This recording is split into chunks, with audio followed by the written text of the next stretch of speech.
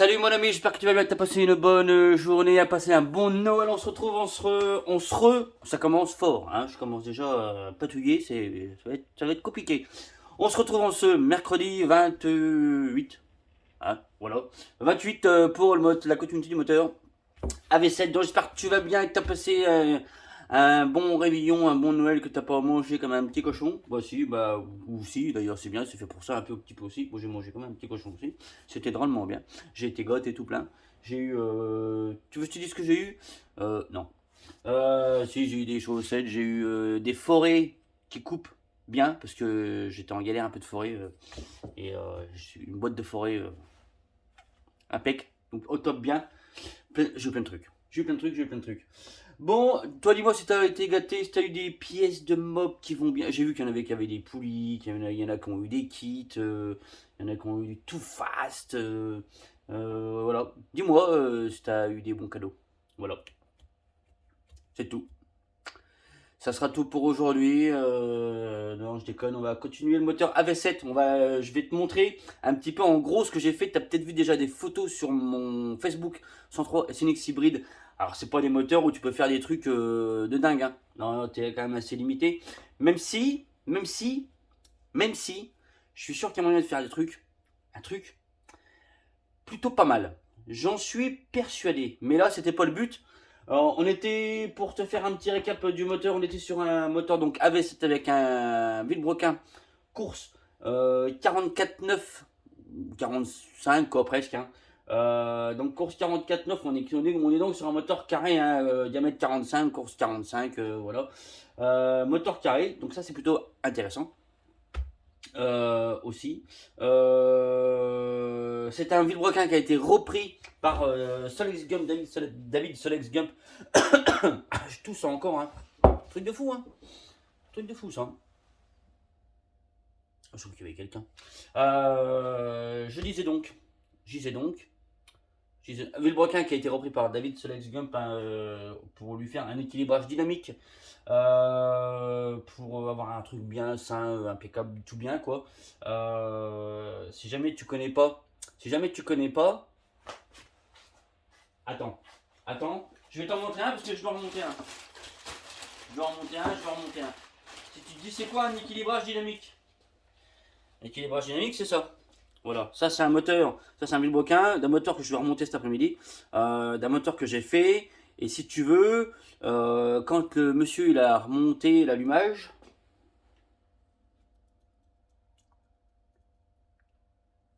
je sais qu'il regarde mes vidéos et je sais qu'il se reconnaîtra.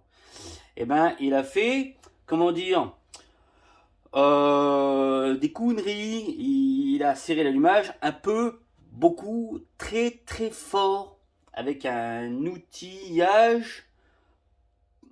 C'est pas qu'il est pas adéquat, il est adéquat quand tu mets la bonne force. Ça m'est arrivé, hein. Pas aussi fort que lui. Ou du coup, les deux masses, elles ont fait ça. Voilà. Donc du coup, donc du coup, il m'a renvoyé le moteur. Le moteur, il a pas le temps de tourner, hein. Et on a renvoyé le moteur. Il m'a renvoyé le moteur, j'ai démonté. Et en même temps, du coup, on a envoyé le Villebrequin à David. Il a remis tout ça bien, et en même temps il a fait un équilibrage dynamique parce que les Villebrequin RRD sont pour moi bons, bon, on va dire qu'ils sont quand même costauds. Leur seul problème c'est un souci d'équilibrage, voilà. Mais dans l'ensemble, c'est les Villebrequin qui sont quand même pour moi bons. On va dire costauds, solides, et qui proposent aussi pour des 103 ou MBK d'ailleurs, hein, des Villebrequin avec des courses longues et des bielles longues. Donc ça c'est quand même plutôt intéressant. Et c'est du coup aussi intéressant d'aller le faire améliorer, ce petit Villebrequin, chez la personne adéquate, hein. Donc l'équilibrage dynamique, c'est qu'en fait, il supprime des parties du Villebrequin en fonction du poids du piston. Voilà, pour avoir un moteur qui tourne bien, sain, propre. Voilà. Donc l'équilibrage dynamique, si tu te poses la question, c'est ça. Donc équilibrage dynamique, moi ce que j'ai fait, c'est que j'ai repris aussi la culasse. Donc ça, on est sur une culasse d'AV. Il m'a dit, je me rappelle plus, 88, 89, je sais plus. Donc on a repris la culasse. Du coup, pour mettre en 45 par rapport au piston. Donc j'ai refait la culasse. Il a fallu que je fasse un appareil pour pouvoir la remettre, dans mon outillage spécial, alors, pas au culasse, hein, spécial rien du tout d'ailleurs. Pour la mettre dans mon outillage pour pouvoir la refaire, pour la mettre dans mon tour exactement. Ça. Et après, donc, on n'a pas touché à l'embase des transferts. Enfin, on n'a pas touché, donc, non, à l'embase des transferts. On voulait garder, la personne voulait garder quand même les carters relativement d'origine, même si eux, ils avaient déjà un tout petit peu été grattés avant. Donc, moi, j'ai juste un petit peu aligné ça, mais rien, tu verras même pas l'œil nu. Donc voilà. Moi, ce que j'ai fait sur le cylindre, c'est que j'ai repris donc l'échappement, j'ai repris l'entrée de l'admission. Donc ici, je vais te montrer l'entrée de l'admission ici. Donc pas ici, mais plutôt à l'intérieur. Sachant que c'est un moteur qui va tourner avec un carburateur de 15. J'ai repris aussi le balayage sans augmenter la section des transferts intérieurs, parce qu'on a déjà une section interne qui est, je te dirais, plus grosse que l'embase. Donc là déjà tu sais que c'est pas bon. Hein, le but c'est de partir gros et voilà, c'est de partir gros et de finir plus petit pour pouvoir prendre de la vitesse. Donc là c'est l'inverse, ça commence petit, ça finit gros. C'est pas ouf. Donc le but était de reprendre le balayage sans augmenter la section. Voilà, j'ai juste remis un petit peu propre au carré. Je vais te montrer tout ça. Qu'est-ce que j'ai fait d'autre dessus? En fait, le mieux c'est que je te montre par rapport à une origine qui n'a pas été retouchée, à peu près, que tu vois un petit peu près, que tu vois à peu près les différences. Attends, je vais te mettre de la lumière. Je vais essayer de pas faire tomber tout. Là. Ah mais j'ai toujours une caméra de dingue. Hein. Toujours une caméra GoPro 12, 13 au moins. Donc là je vais te montrer, alors je vais essayer de te faire des petits des petites vues comme ça. Donc ça c'est l'admission, donc tu vois d'origine. Après ça c'est l'admission, donc au niveau de l'admission reprise, mais tout en gardant la même section hein, ici, voilà. Parce qu'on est sur un carburateur de 15. Le but c'est pas non plus d'avoir une perte de charge de dingue juste à l'entrée du cylindre. Donc j'ai repris aussi l'échappement, ça tu vois tout tordu. L'échappement un petit peu après moins tordu, tu vois. Je t'avoue que celui-là il était quand même bien de traviole. Mais alors j'avais gardé ce cylindre là parce que au niveau du serrage des jupes, du piston, c'était le mieux. Voilà. Voilà, tout un peu remis tout ça tout droit. Augmentation aussi de la section d'échappement, un tout petit peu, pas ouf, mais un petit peu. Donc avant, après, ouais, un petit peu plus large quand même. Hein. Remis tout ça tout droit, nickel. Et après, je sais pas si tu verras, à l'intérieur, tu verras peut-être pas grand chose. C'est au niveau des transferts. Hein. Donc, c'est parce que ouais, non, c'est pas simple à regarder, hein, à voir sur ces cylindres-là. Mais sur les photos que je t'ai mis, ou si t'as pas vu, va voir sur Facebook. Je vais essayer de faire un mise au point. Ouais, voilà. Ouais, c'est un peu plus carré, mais la base est pas faite pour faire un truc de dingue. Mais on a quand même réussi à faire un truc chouette au niveau du balayage, où je t'invite à aller sur Facebook 103 CXC Bride, où tu verras la différence d'avant, après, où il y a une quand même bonne différence de balayage. Donc autant visuellement, c'est pas ouf, parce que comment je pourrais te dire, parce que la section fait que tu peux pas faire un truc de dingue quoi. Voilà, hein, c'est tout. Parce que faut avoir les yeux devant pour se rendre compte. Mais je t'invite du coup à aller voir sur Facebook. Voilà. Tu verras les différences de avant, après. Et on a vraiment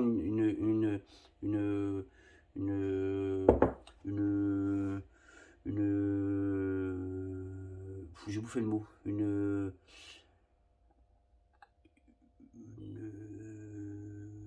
Un balayage vraiment plus qualitatif qu'avant. Hein. Voilà, on va dire ça comme ça, c'est bien. Hein, voilà, je m'arrête là. Ce que j'ai fait aussi, c'est que j'ai descendu les jupes. Je vais te montrer. Au niveau, ici. D'accord. Là. Là-bas. Là, j'ai descendu les jupes. Alors, pour deux raisons. Pourquoi j'ai descendu les jupes? Je vais essayer de te montrer. Si je te mets cet angle-là, d'accord, je vais essayer de te mettre le même angle avec l'autre. L'angle là, d'accord, je vais essayer de mettre le même angle avec l'autre. Voilà, est-ce que tu vois la différence? D'accord? Si tu veux, t'ouvres vachement. On a déjà une embase qui est petite. D'accord? Donc ne voulant pas augmenter l'embase comme ça, du coup j'ai baissé les jupes. Première raison, du coup, pour ouvrir un petit peu la fenêtre, pour faire quand même une embase un peu plus grande. Voilà. Et ça se voit plutôt bien. Je vais essayer de te mettre le même angle sur les deux et te montrer la diff. Tu vois là, la différence? Voilà, l'angle est le même. Hein. Voilà, tu vois la différence? Voilà. Et l'autre raison, c'est que en fait le bas des jupes, là ici là, d'origine, c'est comme ça, c'est tout pointu. Et ça, j'aime pas du tout. J'aime pas du tout parce que c'est pas bon. C'est pas bon. Du coup, le but était de rechoper aussi de la matière, d'accord, pour refaire un petit galbe. Je sais pas si tu verras. Pour refaire un petit galbe. Un petit peu arrondi, d'accord, pour ne pas non plus ici aussi avoir d'effet Quenda, donc cet effet, ce petit tourbillon qui fait que ben là tu as du coup c'est moins bien parce que du coup t'as j'ai du mal avec mes mots aujourd'hui. Je me suis couché, c'était 3h du matin, je me suis levé, c'était 7h. C'est dur, c'est dur, c'est dur, c'est dur.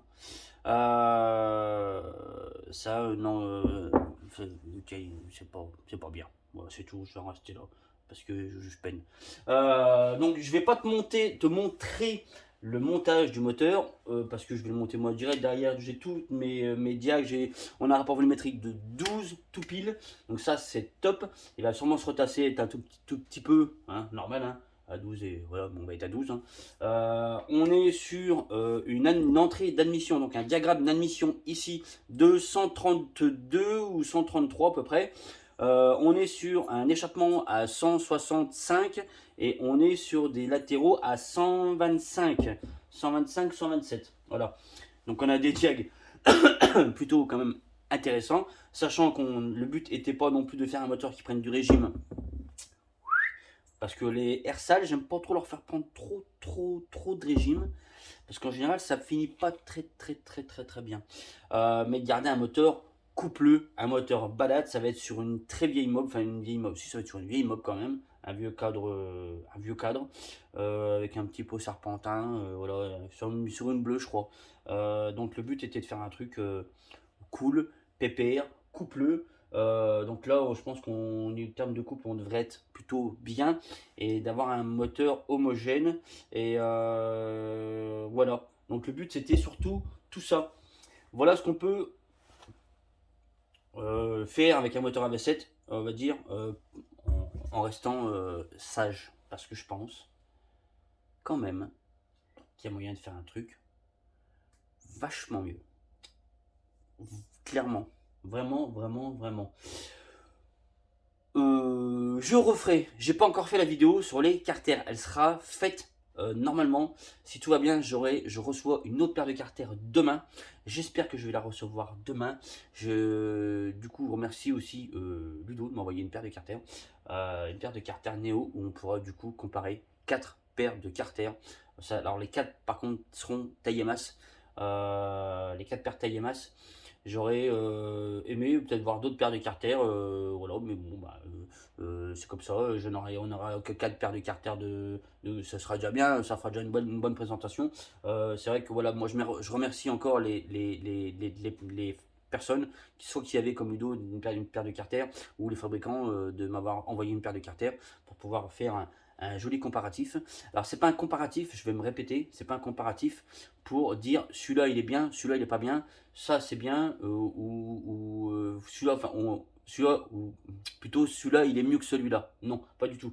Le but, chaque carter a ses qualités et ses défauts.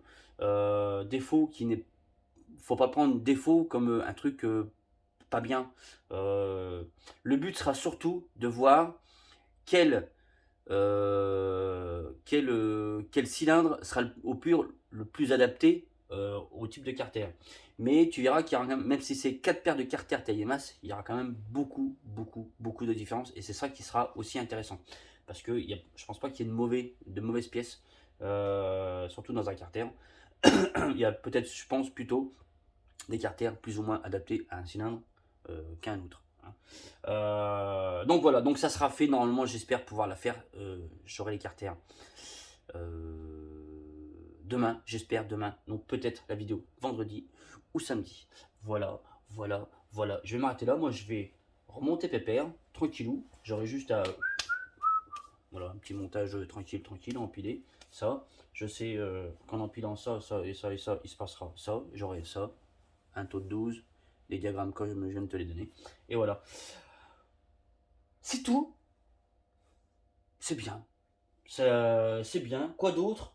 Non, c'est tout. Je suis en train de regarder à droite, à gauche, mais te parler de quoi d'autre? Bah non, c'est bien, c'est tout. Ouais, voilà. Je te remercie beaucoup d'avoir suivi mes vidéos. Merci de me suivre. Voilà, mets un petit like, mets un petit pouce, abonne-toi. Si t'es pas abonné, abonne-toi. Et puis voilà, je vais m'arrêter là. Je vais remonter ça. Et puis je te fais des bibis. Je te dis à très bientôt. Quoi d'autre? C'est tout. Voilà.